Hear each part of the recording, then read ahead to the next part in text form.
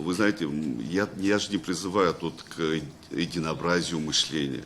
Я не призываю сделать площадку, значит, где будут выдвигаться условия разного рода, значит, условия и при несоблюдении, что мы должны разойтись и вновь выйти на улицы, и тем самым, значит, создавать определенный негативный фон и угрозы для нашего государства.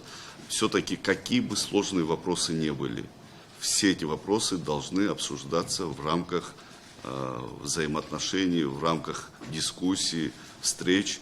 И в этом плане, откровенно скажу вам, у меня лично прошло ряд встреч, в том числе и с представителями оппозиционных сил, разных определенных политических партий. Чем дольше мы избегаем такого рода общения, тем хуже для нашего государства.